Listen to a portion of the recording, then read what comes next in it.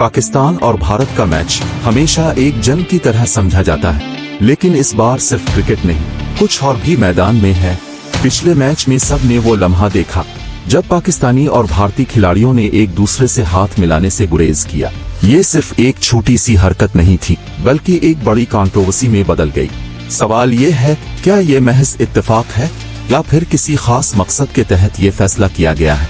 दूसरी तरफ भारतीय कप्तान सूर्या कुमार यादव ने अपने खिलाड़ियों को सख्त हुक्म दिया है, फोन बंद करो, मीडिया से दूर रहो और सिर्फ मैच पर फोकस करो। यानी दोनों टीमों के बीच सिर्फ बॉल और बीट की नहीं, बल्कि असाब की भी जंग छिड़ने वाली है। पाकिस्तान के खिलाड़ी भी पुरअज़्म हैं, लेकिन सब जानते हैं भारत और पाकिस्तान का मैच सिर्फ स्कोर बोर्ड पर नहीं खेला जाता।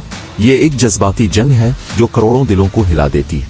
अब असल सवाल यही है, क्या इस बार मैदान में क्रिकेट जीतेगी या कंट्रोवर्सी एक बार फिर मैच के रंग को बदल देगी?